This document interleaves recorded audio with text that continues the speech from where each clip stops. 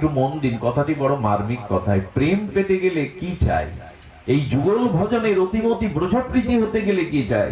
নবদ্বীপ ধামে বিভূত জন সবার আয়োজন হতো 12 বছর অন্তর। কি সভা?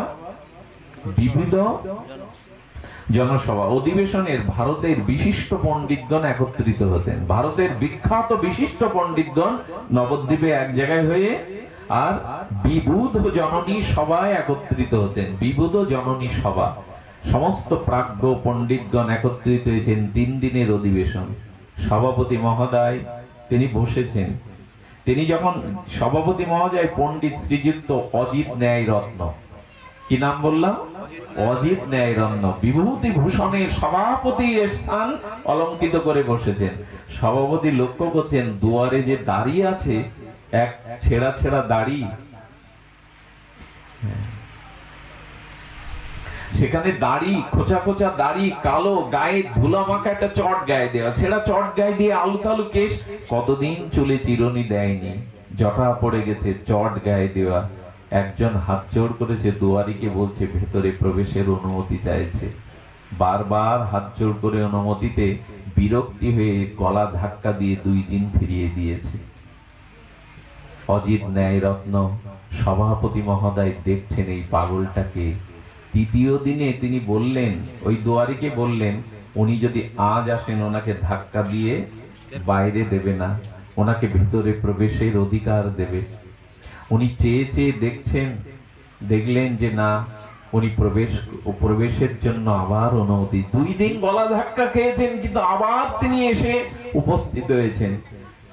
পূর্বের আজ্ঞানুযায়ী অজিত ন্যায় রত্ন সভাপতি মহোদয়ের আজ্ঞায় দুয়ারি তাকে ভেতরে প্রবেশের অধিকার দিলেন।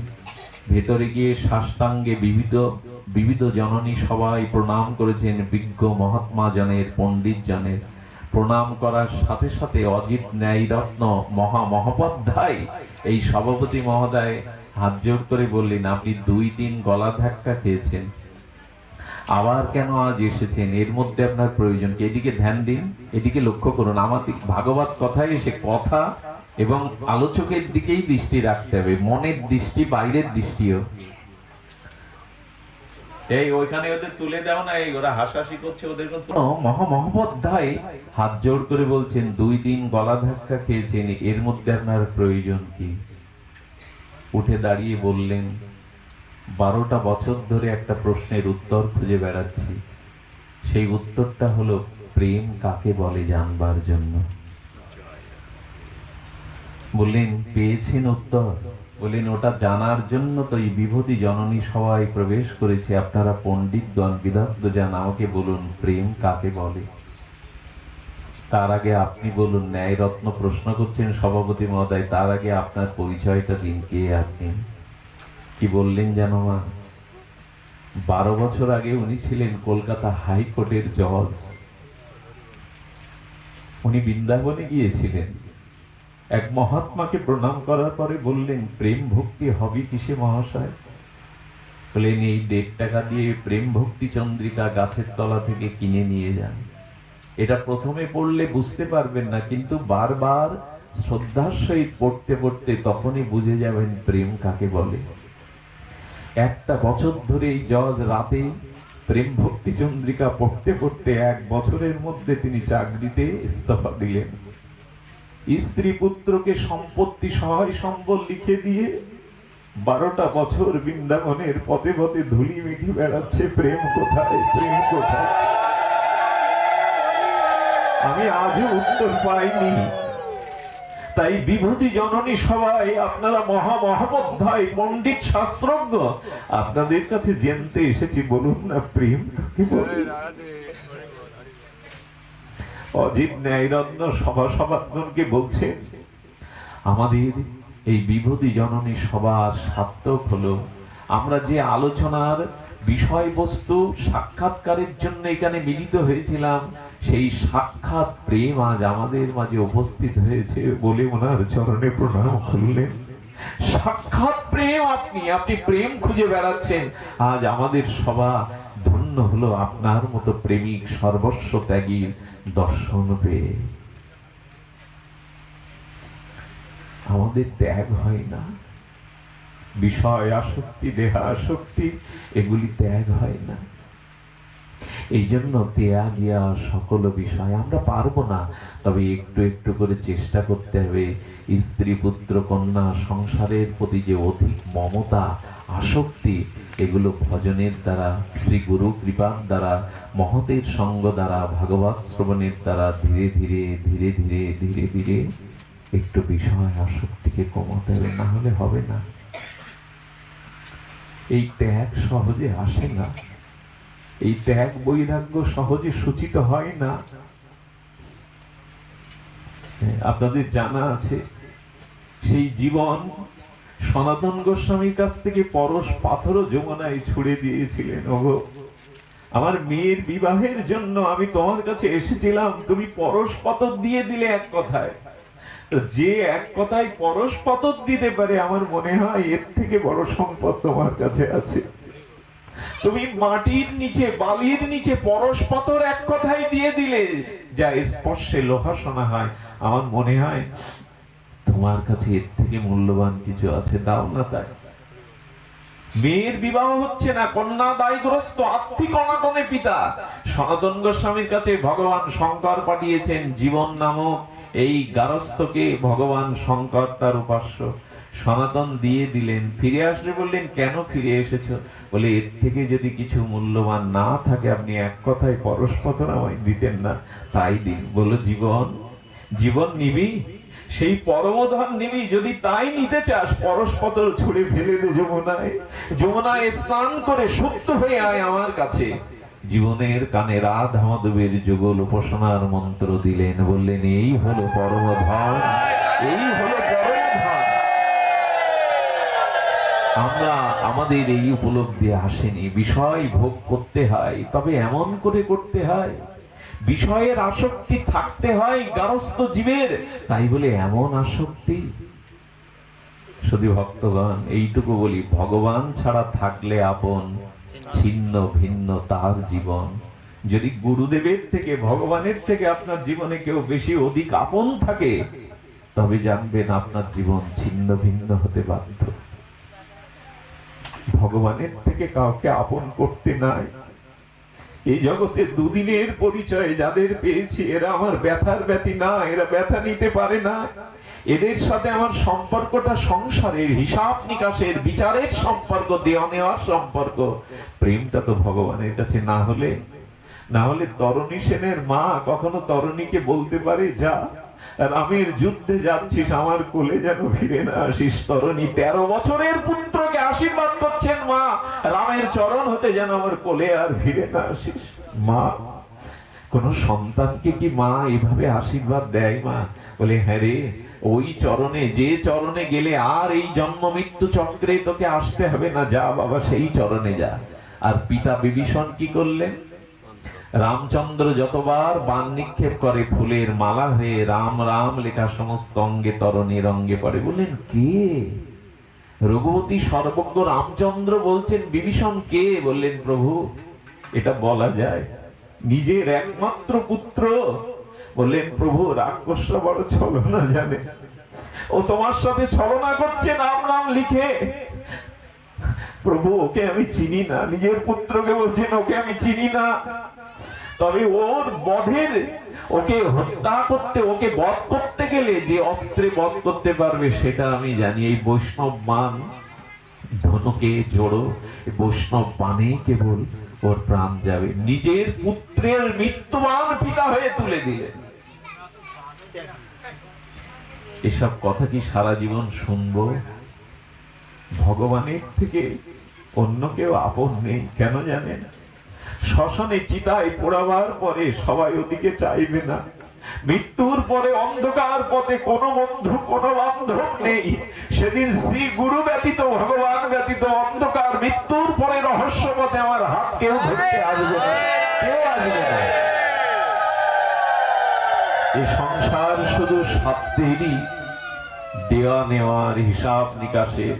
এই জন্য শাস্ত্রে বলা হয়েছে, এই সংসার আসক্তিটা একটু কমাও। একদিন না একদিন তো সম্বন্ধ থাকবে না, ছিল না কোনো কাল। বিভীষণ পুত্রকে তরণীকে কোলে নিয়ে কেঁদেছিল আর বলেছিল, আমি কাঁদছিস কেন জানিস তরণী?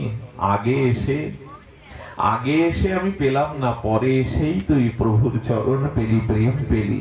হ্যাঁ, পুত্রকে বিসর্জন দিয়ে দিলেন। এ কথা গল্প নয়, উপন্যাস নয়, চলচ্চিত্র নয়, এটাই বাস্তবতা। সংসারে উচিত হলো আমাদের ভগবানকে, আচ্ছা ভগবান আপন হয় কি করে? ভগবান আপন হয় সেই দিনই যদি ভগবানের জন্য, ভগবানের আপনত্বের জন্য চাই তাকে অহেতুক প্রীতি ভালোবাসা।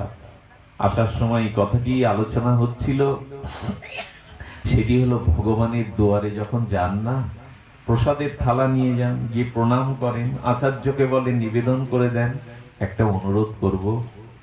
অনুরোধটা হলো কোনো প্রসাদের থালা নিয়ে মন্দিরে একটু ধূপ দীপ দিয়ে প্রণাম করে ভগবানের কাছে নিজের কোনো বৃত্ত বৈভব সুখ সুবিধা চরাব্যাধির কথা জানাবেন না। যদি জানান তাহলে ওই রাজ্যে, প্রেম রাজ্যে প্রবেশ হবে না।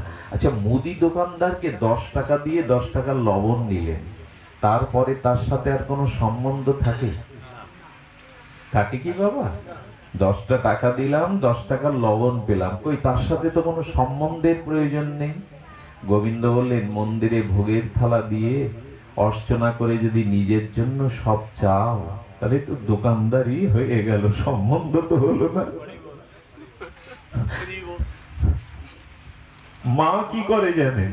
মা নিজের অন্নটুকু সন্তানকে দিয়ে দেয়, নিজে উপবাসী করে রাত কাটায়, দিতে জানে, নিতে জানে না। দোকানদার তো, গোবিন্দ বলছেন, মন্দিরে এসে পূজারীকে 10টা টাকা দিয়ে ভোগ নিবেদন করে চাইলেন আর জামাইয়ের উন্নতি, নিজের রোগের শোকের, সংসারের উন্নতি, বলে এইটা করলে কোনোদিন প্রেম রাজ্যে যাওয়া? যদি যাও তবে তাকে গিয়ে বলো, প্রণাম করে বলো, আমি ধন চাই না, মান চাই না, ঐশ্বর্য চাই না, জন্ম জন্মান্তরে যেন তোমায় ভালোবাসতে পারি, তোমায় সর্বস্ব দিতে পারি। এই হলো ভক্তি। ইহকাল পরকালে তোমার কাছে কারো কাছে কিছু চাই না, যেন তোমাকে ভালোবাসতে পারি, তোমাকে প্রাণ দিয়ে সেবা করতে পারি।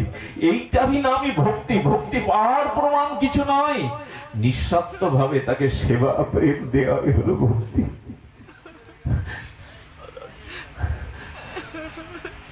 সর্বস্ব দিতে হবে তাকে। সর্বস্ব যদি দিতে পারে, এটা তার কাছে চাওয়া পাওয়ার সম্বন্ধ নিয়ে গেলে হয় না। গোপীদের বলছেন, গোপীনাথ বলছেন, গোপীগণ, আমার জন্য তোমরা কুলধর্ম, দেহ ধর্ম, সংসার ধর্ম সব বিসর্জন দিয়েছ, আত্মসুখ, তোমরা কিছু চাও আমার কাছে। গোপীগণ বললেন, দেবে? যদি দিতে হয় এই বর দাও, তুমি সুখী হও। বলে, এ তো আমার জন্য চাইলে।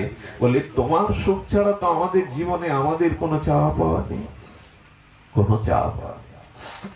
এই জন্য অহিতুক অব্যবহিতা জায়াত্মা সুপ্রসিদ্ধতি, ভাগবতে বললেন যে না, এই হেতু নিয়ে ভগবানের কাছে যেও না, 10-5টা চাওয়া পাওয়া নিয়ে ভগবানের কাছে যেও না। এই জন্য মহাপ্রভু বলেছেন, আমি ধন চাই না, মান চাই না, সুন্দরী রমণী চাই না, জন্ম জন্মান্তরে তোমার প্রতি যেন আমার অহিতুকি ভক্তি হয়, কোনো হেতু যেন না থাকে প্রভু, অহিতুকি ভক্তি হয়, হেতু যেন না থাকে, অহিতুক অব্যবহিতা, কোনো কিছুতে ভজন যেন বাধা না হয়, আর কোনো হেতু যেন না থাকে। তা কি হয়? সর্বস্ব তো দিতে পারিনি আমরা। দেখুন ভালোবাসাটা কেমন জানি। রুই দাসের কথা মনে আছে আপনাদের? ভক্ত রুই দাস, উনি কি করেছিলেন জানেন? দীক্ষা নেওয়ার পরে উনি সমস্ত ধাম তীর্থ পরিভ্রমণ করতেন। সমস্ত ধাম তীর্থ পরিভ্রমণ করতে করতে গুরু মহারাজ যেদিন বিগ্রহ সেবা দিলেন, কি দিলেন? বিগ্রহ সেবা। দেখবেন যারা বিগ্রহ সেবা করে তারা দূরে কোথাও যেতে পারে না, তীর্থ ধামে সবসময় বিগ্রহ কার কাছে রেখে যাবে, সেবা কার কাছে রেখে যাবে। এই জন্য বিগ্রহ সেবা এমন এক জিনিস, ও আপনাকে কোথাও যেতে দেবে না। তো উনি বিগ্রহ সেবা যখন করতেন, কিন্তু পূর্বে ওনার ধামে যাওয়ার অভ্যাস আছে, তীর্থে যাওয়ার অভ্যাস আছে। বললেন, রাধা মাধব, তোমাকে মন্দিরে এই সিংহাসনে রেখে আমি তো বেরোতে পারছি না। তখন বললো, হ্যাঁ একটা উপায় আছে। উপায়টা কি জানেন? এক কাগজে লিখে দিল, এই হলো মথুরা, এই হলো বৃন্দাবন, এই হলো বদ্রী, এই হলো কেদারনাথ, এই হলো রামেশ্বর। লিখে লিখে দিয়ে কি করে জানেন, বিকাল হলেই বুকে করে বিগ্রহ নিয়ে রামেশ্বরে গিয়ে বলে এই রামেশ্বরে এসেছে। আরে ভাব কি, শুনুন, ভাবে কোনো বিচার থাকে না, বিচারটা ভাবের মধ্যে থাকে না। রামেশ্বরে গিয়ে বলছেন এই সেই সমুদ্র, এই সেই ভগবান, ভগবান রামচন্দ্রের বিগ্রহ, এইভাবে উপলব্ধি করেন। গ্রীষ্মকাল, কি কাল?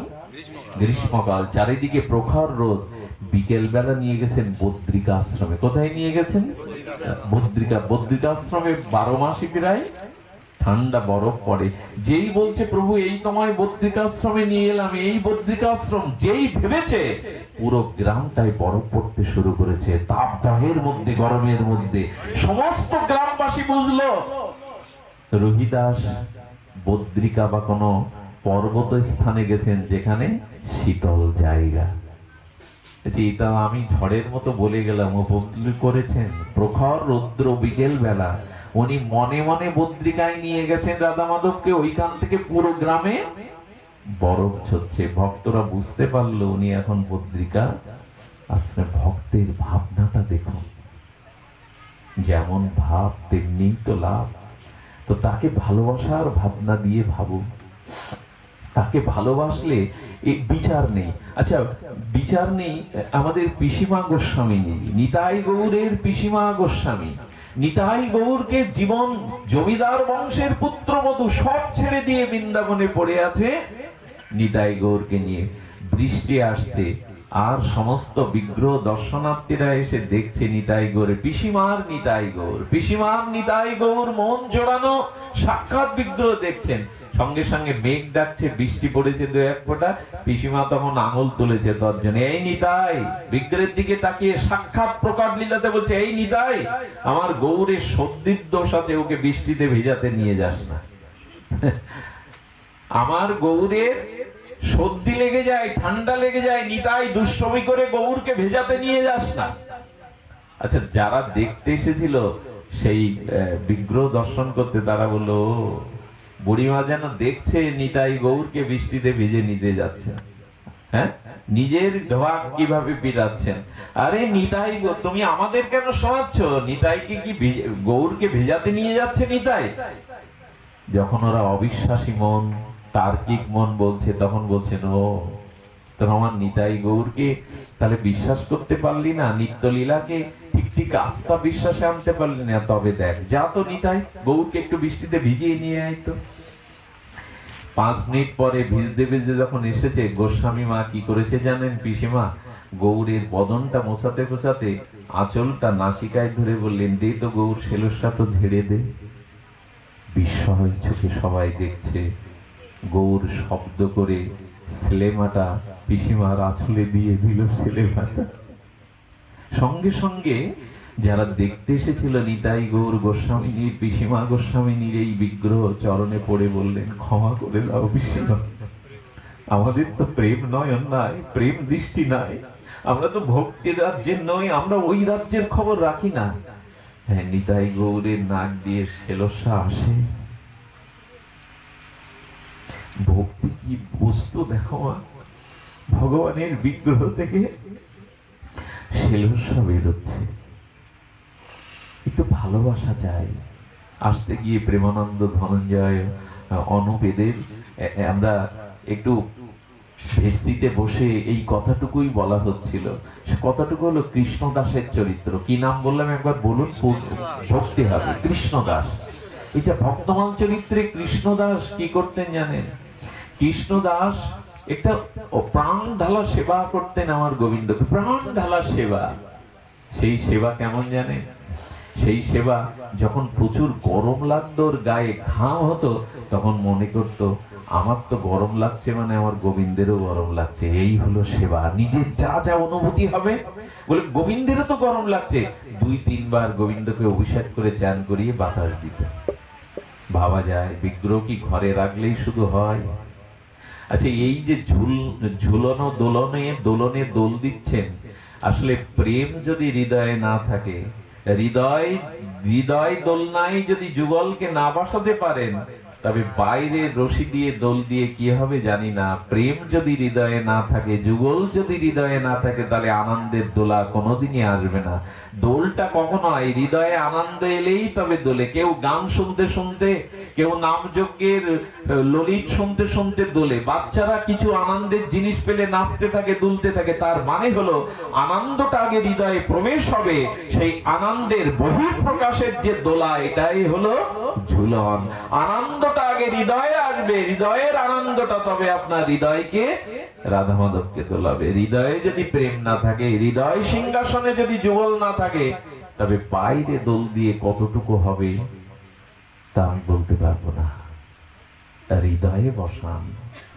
কোথায় ভগবানের বাস? কোথায়? হৃদ্দেশ অর্জুন তিষ্ঠতে। বাইরে ঝুলনের এই সাদিশ ঝুলন করতে হবে, দোল দিতে হবে, কিন্তু ভক্তকে ভাবতে হবে হৃদয়ে তিনি অধিদেবতা, আমার প্রেমময় হৃদয়েই থাকবে। হৃদয়ে সেই আনন্দ, প্রেমই আনন্দ, ভক্তি আনন্দ, ভজনই আনন্দ।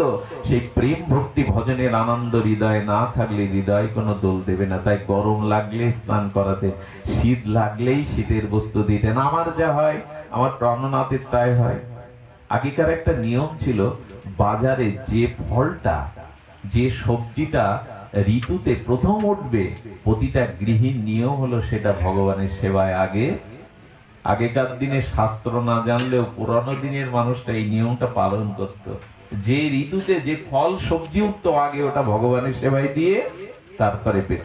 বাজারে এক ঋতুর ফল উঠেছে, সেই ঋতুর প্রথম ফলটা দোকানে দেখে আর কৃষ্ণদাস গিয়ে দোকানদারিকে বলছেন, এই ফলটা কত? বলো 8 আনা দাম। যেই 8 আনা দাম হেঁকেছে দোকানদার, রাজার 2 জন ঘোড়ায় চেপে সেনা এসছেন রাজার জন্য ফল কিনতে। সেই বাতাবি লেবুটা 8 আনাই দাম। তখন রাজার সেনারা এসে বলছেন, এই বাতাবি লেবুটা আমাদেরই দাও, আমরা রাজার সেনা। তখন কৃষ্ণদাস বলছেন, দরাদারটা আগে আমি করেছি, ওটা আমার প্রাপ্তি। এখন রাজার সেনা, তারা কি ওই ভিখারির কথা শুনে কৃষ্ণদাস বলে, দাম কত চাইলে? 8 আনা, আমরা 2 টাকা দেবো, দিয়ে দাও। আচ্ছা, কৃষ্ণদাসের পকেটে আছে 1 টাকা। কৃষ্ণদাস তখন বললেন, ওনারা যদি 2 টাকা দেয়, আমি 5 টাকা দেবো, আমাকে দাও। ওরা তখন দাম বাড়িয়ে বলছেন, আমরা 10 টাকা দেব। কৃষ্ণদাস বলছেন, আমি 20 টাকা দেবো, আমায় দাও। পকেটে আছে 1 টাকা। দেখুন ভালোবাসা কাকে বলে, অনুরাগ কাকে বলে। আমি 20 টাকা দেবো, ওরা উঠেছে 50, ও বলছেন আমি 60 টাকা দেবো। তৎকালীন দিনে এই টাকা সাধারণ না, 90 উঠেছে রাজ সেনারা, এটা আমাদেরই চাই। উনি 100 হেঁকে দিয়ে বললেন, দয়া করে, দোকানদারকে বলছেন, দয়া করে, আমি ওটা আমার বিগ্রহের সেবার জন্য, গোবিন্দের জন্য এনেছেন, আমি 100 টাকা দেবো, আমায় দাও। রাজ সেনারা তখন কি ভাবছে জানেন? 8 আনার ফল যদি রাজাকে গিয়ে বলি 100 টাকা নিয়েছে, রাজা বলবে, আমার টাকা মেরে খাওয়ার ধান্দা তোমাদের? হ্যাঁ, 8 আনার ফল 100 যদি আর মেরে নিয়েছো, চল অন্য দোকান থেকেই নিয়ে যাই। আনন্দে বলছেন, তাহলে আপনারই জয় হলো কৃষ্ণদাস, 100 টাকা দিন। পকেটে আছে কত? 1 টাকা। চোখে জল এনে দোকানদারকে হাত জোর করে বললেন, আমার গৃহ মন্দিরে যা আছে সব বেচে দেব, তুমি দয়া করে ফলটা একপাশে রেখো, কারো কাছে বেচে দিও না। ওটা যে আমার প্রাণনাথকে আমি মনে মনে নিবেদন করব ভেবেছি। সামর্থ্য নাই, 1 টাকার সামর্থ্য, কিন্তু 100 টাকা উঠেছে যে ওটা গোবিন্দকে দেবে বলে। প্রেম ভক্তি মুখে বললে হয়? যা ঘটিগম বলছিল, বাজারে বিক্রি করে 100 টাকা নিয়ে ফলটা বলছেন আমায় দিন। ফলটা নিয়ে সেবার সময় 1 ঘন্টা বিলম্বিত, তাই ঘরের মধ্যে রেখে পূজারীকে বললেন, ফলটা ধুয়ে আর আমানি করে আমার গোবিন্দকে দিও। হ্যাঁ, যখন সেবার সময়, তখন পূজারী বললেন, ফলটা কোথায় রেখেছো কৃষ্ণদাস? বললেন, কেন? ঘরেই রেখেছি পাত্রে। ঘরে আর সে ফল নাই। বলে, কোথায় ফল? ঘরে তো কোনো ফল নাই। আচ্ছা, এরকম অবস্থা হলে আমরা কি বলতাম? 100 টাকা দিয়ে আনলাম, এত রাজ সেনাদের পরাস্ত করে আনলাম। উনি বললেন, প্রভু, আমি জানি আমি তোমার যোগ্য নই, তাই হয়তো তুমি আমার এই ফল স্বীকার করো। আমি তোমার সেবা জানি না, ভজনও জানি না, এই জন্য হয়তো তুমি এই ফলটা স্বীকার করনি প্রভু। আমি অধম, আমি তোমার সেবার যোগ্য নই বলে কাঁদছেন। পূজারী যা কিছু ছিল, দুপুরে তো মধ্যাহ্নে ভোগ লাগাতে হবে, ভোগ লাগানোর পরে বাইরে পর্দা টেনে দিয়ে এসছেন, দেখছেন ঝরঝর করে কাঁদছেন, আমি তোমার সেবার অযোগ্য। কাঁদতে কাঁদতে পর্দাটা উন্মুক্ত করে যখন ঘরে ঢুকলেন, বিস্ময় চোখে পূজারী তখন বললেন, কৃষ্ণদাস, কৃষ্ণদাস ছুটে এসো, এই দেখো কি দৃশ্য। দৃশ্যটা হলো গোবিন্দ সেই ফলটা হাতে করেই নিয়ে হাত উঁচু করে আছে, হাতে করেই উঁচু করে আছে। কৃষ্ণদাস বললেন, তুমি এত করুণাময়, এত প্রেমময়, ফলটা তর্স হয়নি, যে প্রাণ উজাড় করে এমন করে এনেছেন, গোবিন্দ ফলটা আগে থেকেই গ্রহণ করেছেন, সময় দেননি আর। তার জন্য মন চাইতো, অনুরাগ চাই, প্রীতি চাই। অনুরাগে ভজ সদা। ভজনটা যন্ত্রের মতো হলে হবে না, অনুরাগ চাই, প্রীতি চাই, হৃদয় বিগলিত অন্তর প্রীতি চাই। শুধু নিয়ম করে ভজন করলে হয় না, অনুরাগ চাই, প্রীতি চাই। এই প্রীতির অভাব। এই জন্য যদি ভগবানের কাছে কিছু চাইতে হয়, একটা জিনিস চাইবেন, প্রভু গৌর বলতে যেন নয়নে জল আসে, হরি কথা শুনতে যেন হৃদয় পুলকিত হয়, তোমার জন্য যারা প্রাণ কাঁদে, হৃদয় যেন উন্মুক্ত হয়। করিমা বাই বলে আমাদের ভক্তমান চরিত্রে আছে, এটা বলেই পাঠ বিশ্রাম রাখি। কর্মা বাই আর একজন, আর ইনি করিমা বাই। এই করিমা বাই অপরূপ সুন্দরী, বিবাহযোগ্য, 16 বছরের বয়স, বিবাহের ঠিক হয়েছে। আর বিবাহের যখন ঠিক হয়েছে, খুব লক্ষ্য করুন মার্মিক কথা, মার্মিক তত্ত্ব। বিবাহ যখন ঠিক হয়েছে, ছেলের সম্পর্কে জানার পরে করিমা বাই বললেন, বাবা আমি জীবন বিসর্জন দেব, কিন্তু এই ছেলেকে বিয়ে করব না। কারণ কি জানেন? যাদের ঘরে বিবাহযোগ্য মেয়ে আছে, বিবাহযোগ্য ছেলে আছে, আমি তাদের অনুরোধ করছি কথাটা শুনবার জন্য।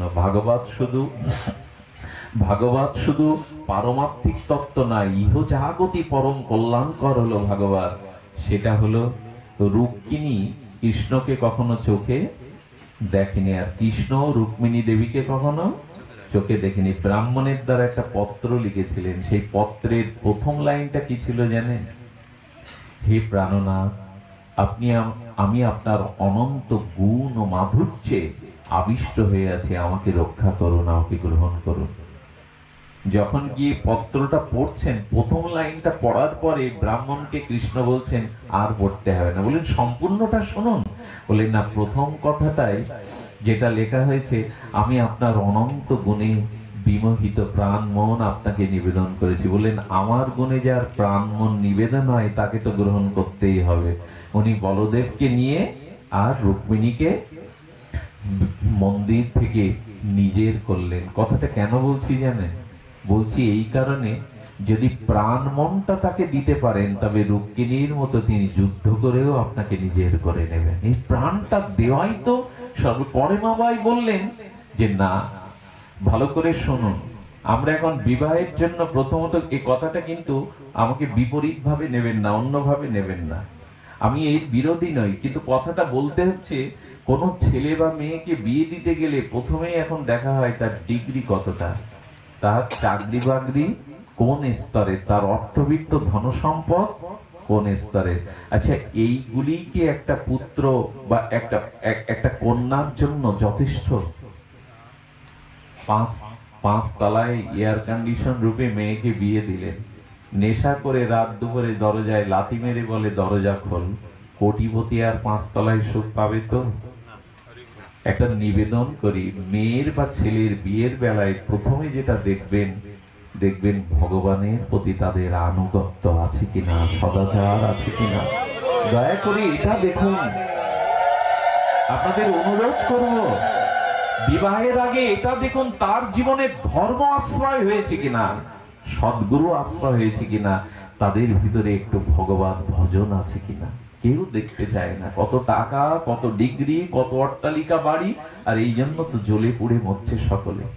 হিন্দু সমাজে এত ডিভোর্স ছিল না, এত ছাড়াছাড়ি ছিল না, ছাড়াছাড়ির মূল কারণ হলো যে জায়গাটা দেখার দরকার সে জায়গাটা এখন কেউ দেখে না, বরঞ্চ একটু তিলক মালা হলেই তাকে এড়িয়ে যায়। মাতা পার্বতী কার গলে মালা দিলেন? দক্ষ রাজা মেনে নিয়েছিলেন, শ্মশানে ছাই মাখা, হ্যাঁ, হাড়ের মালা মেনে নিয়ে, কিন্তু পার্বতী তপস্যা করলেন মালা যদি দিতে হয় ভগবান শঙ্করকে দেব। আপনাদের অনুরোধ করব, অনুরোধটা হলো মেয়ে ছেলের বিয়ের আগে একবার একটু খোঁজ নিয়ে দেখুন তাদের ধর্ম অনুভূতি আছে কিনা, সদাচার আছে কিনা। আমার মনে হয় মেয়েকে শ্বশুর বাড়ি যাওয়ার সময় আমি দূরে দাঁড়িয়ে দেখেছি বিদায় বেলাটা খুব দুঃখের। ওই যে মেয়ের পা ধুয়ে দেয় মা, আবার যেন কি বলে যে পেছন থেকে চাল টাল কিভাবে দিয়ে দেয়। আমার মনে হয় কি জানেন, মেয়ে শ্বশুর বাড়ি যাওয়ার সময় যদি মেয়ের মা এসে মেয়েকে বলে আঁচলটা পাক, চাল নয়, এই আঁচলে তোকে নিতাই গৌরা রাধা মাধবের বিগ্রহ দিয়ে দিলাম, যা এটা নিয়ে যা। সংসারকে ভগবতময় করে তোল, ভজনময় করে তোল, তবেই তোর জীবনে কল্যাণ শান্তি। কই এ কথা তো কেউ বলে না।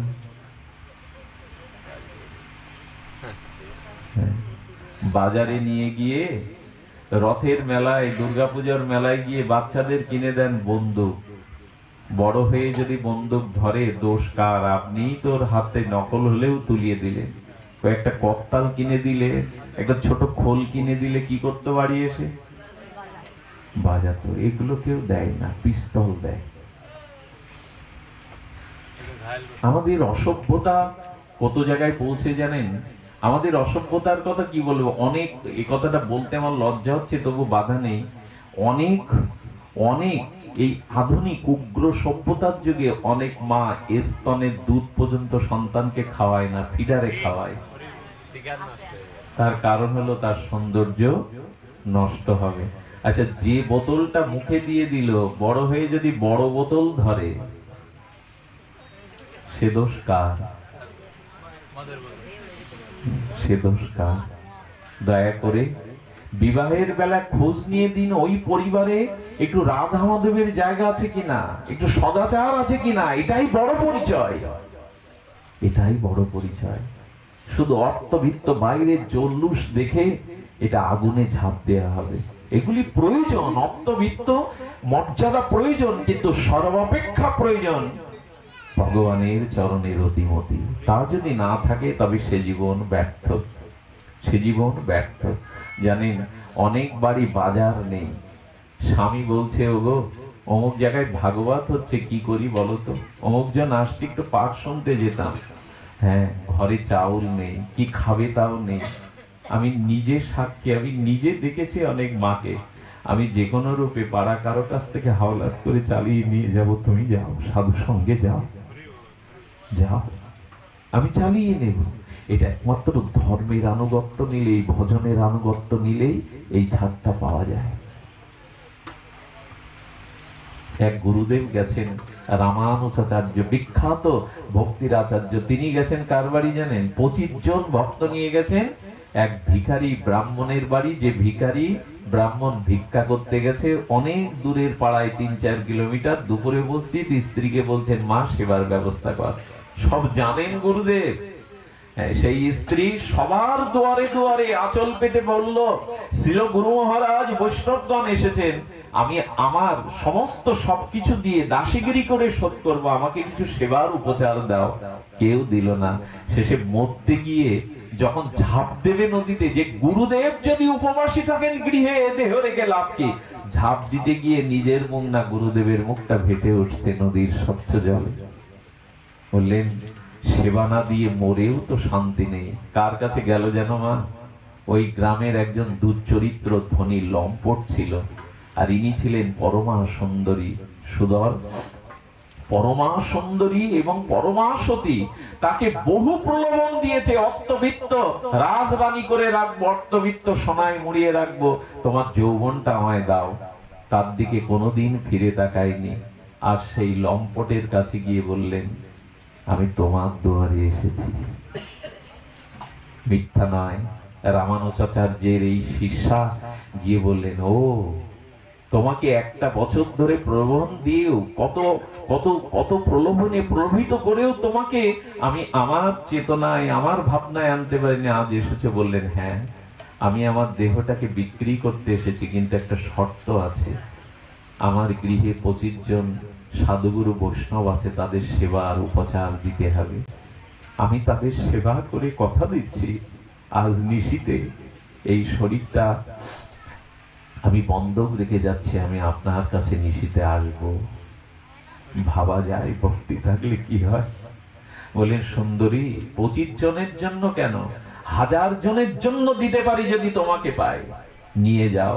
কর্মচারী দিয়ে পাঠিয়ে দিলেন, গুরু সেবা হলো, বৈষ্ণব সেবা হলো। সন্ধ্যা যখন নেমে গেছে না, স্বামীকে ঘরের মধ্যে এনে একাকী বলছেন, ওগো অগ্নি সাক্ষী করে, ব্রাহ্মণ সাক্ষী করে এই দেহ মন আমি আপনাকে দিয়েছিলাম, আজ বড় অপরাধ করেছি, আপনার অনুমতি না নিয়ে এই দেহটা একজনের কাছে বন্ধক রেখেছি। কার কাছে রেখেছো? বলে অমুকের কাছে, আর তারই উপচার দিয়ে আজ বৈষ্ণব সেবা হলো, ভক্ত সেবা হলো। স্বামী তখন একগাল হেসে বললেন, যা দ্রব্য গুরু সেবায় বৈষ্ণব সেবায় লাগে সে লম্পট হতে পারে, তাকে লম্পট বলো না। বহু জন্মের স্বীকৃতি না থাকলে নিজের কষ্টার্জিত অর্থ গুরু বৈষ্ণব সেবায় ভক্ত সেবায় লাগে না। তুমি এক কাজ করো, আমি তোমাকে সাজিয়ে দেব। যে গুরু সেবার জন্য উপচার দিতে পারে সেই মহাত্মার কাছে যাবে। নিজে সাজিয়ে দিলেন, আর সাজিয়ে দিয়ে কি করলেন জানেন? এক থালা প্রসাদ, গুরুর অধরামৃত প্রসাদ, বললেন যার জন্য আজ গুরু সেবা হলো যাও প্রসাদ নিয়ে যাও। এদিকে কি ঘটেছে জানেন? এদিকে গুরুদেব যতবার গ্রাস মুখে তুলেছেন ততবার ওর বিবেক শুদ্ধ হতে শুরু করেছে, বিচার শুদ্ধ হতে শুরু করেছে।